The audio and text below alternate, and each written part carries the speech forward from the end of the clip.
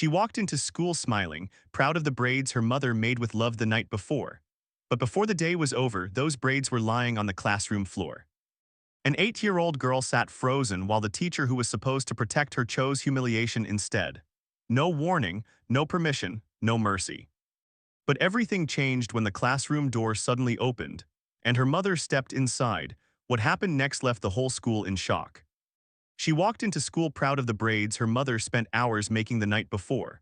By lunchtime, those braids were gone, and so was the smile she came in with. In front of classmates, a teacher decided her hair was a problem that needed to be fixed. No warning, no permission, no mercy. The little girl sat frozen as pieces of her identity fell to the floor. But everything changed the moment the classroom door opened. Because the woman who stepped inside was someone that teacher never expected, what happened next left the entire school speechless. 8-year-old Amara Johnson loved two things more than anything else: drawing pictures and wearing her hair the way her mother styled it. Every Sunday night, their small apartment turned into a place of laughter, warm music, and patient hands as her mother braided Amara's hair with care. To Amara, those braids were more than a hairstyle. They were comfort, pride, and a reminder that no matter how hard life got, she was deeply loved. School was supposed to be the safe part of her day. She was quiet, respectful, and the kind of child who always shared crayons and helped stack books when class ended. Teachers often described her as sweet, though many overlooked how observant she was. Amara noticed everything: the students who were praised for being loud, the children who were forgiven for breaking rules, and the way she was often told to be less distracting for doing nothing at all. That Monday morning, she walked into class smiling, her fresh braids tied neatly with white beads that clicked softly when she moved. Some children complimented her hair, others stared. At the front of the room stood Ms. Carter, a teacher known for strict rules and a cold expression that rarely changed. Amara felt it the moment their eyes met. Ms. Carter's smile disappeared. Her gaze stayed fixed on the little girl's hair longer than it should have. The room grew strangely quiet. Papers stopped rustling. Even the children sensed something shifting. Amara slid into her seat and lowered her head, pretending not to notice, but she did notice. She noticed the teacher walking slowly between desks. She noticed the sharp sound of heels getting closer. And she noticed when Ms. Carter stopped directly beside her chair. What happened next would leave an entire school trying to explain the unexplainable. Ms. Carter leaned over Amara's desk and said nothing at first.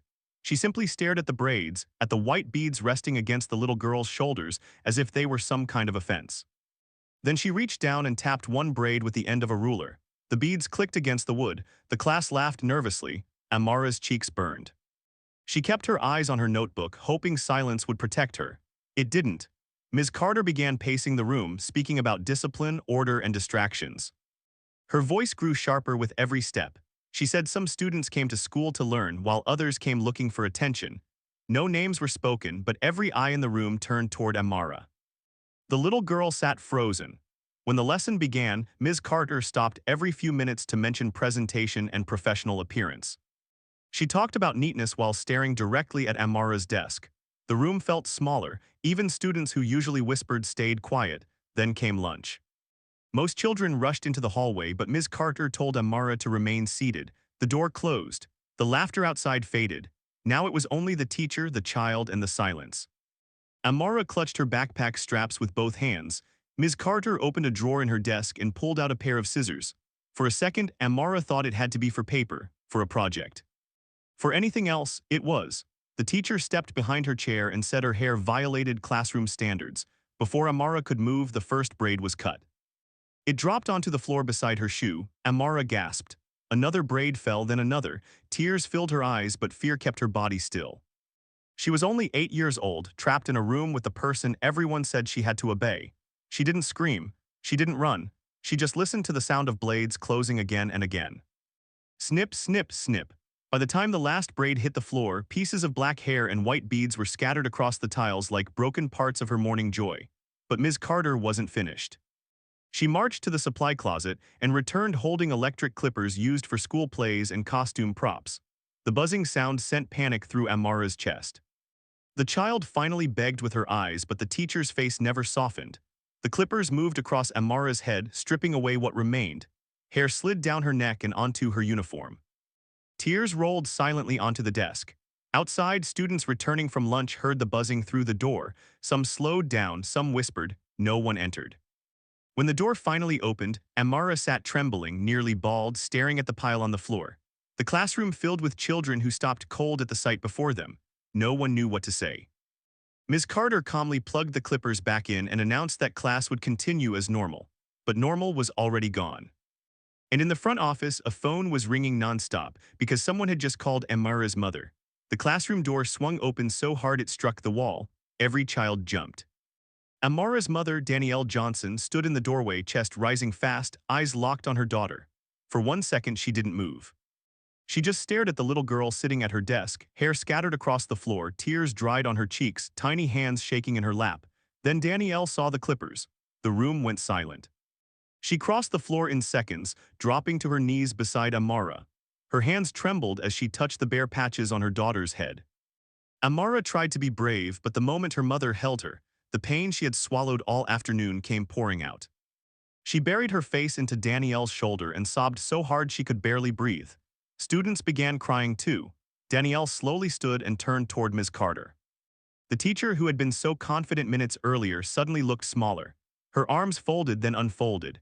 She tried to explain policies, distractions, standards, classroom order. Her words came fast, but none of them could cover what lay on the floor. A child's braids. Danielle stepped aside and pointed to them. No shouting was needed, no threat, no speech. The evidence spoke louder than anything in the room. Students pulled out phones. A hallway full of parents and staff gathered at the door. Whispers spread like fire through the building.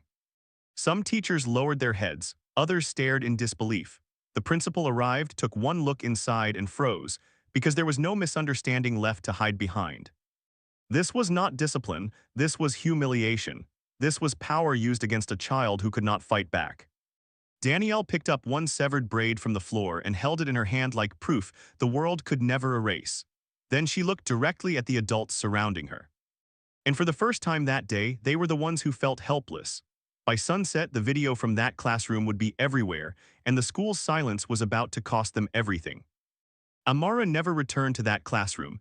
In the days that followed, the story spread far beyond the school walls. Parents demanded answers. Community leaders stood outside the building calling for accountability. News cameras lined the sidewalk. What had happened in that room could no longer be dismissed as a misunderstanding or a discipline issue. The school district placed Ms. Carter on immediate leave, then opened a formal investigation. Soon after, she was removed from her position. But consequences for adults did not instantly heal a child. For weeks, Amara avoided mirrors. She slept with a cap on her head and asked her mother if her hair would ever grow back the same.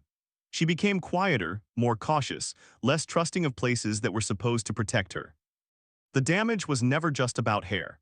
It was about dignity, safety, and the message a child received when authority treats her identity like a problem to be erased. Yet something else began to grow too. Neighbors brought support. Stylists offered free care when her hair returned. Strangers sent letters reminding Amara that she was beautiful exactly as she was. Her mother stood beside her through every tear, every question, every painful morning. Slowly, the child who had been humiliated in silence began to smile again. And the community refused to let the moment fade, because this was never only one girl's story. Across the world, Black children and adults are still punished, judged, or shamed for the way they naturally look: their hair, their skin, their culture, their presence. Bias often hides behind rules, dress codes, and professional standards, but the harm is real. Amara's braids were cut in minutes. The lesson left behind may last a lifetime. So the question remains: when a child's identity is treated as something to be fixed, who is truly broken, the child or the system that taught someone to do it?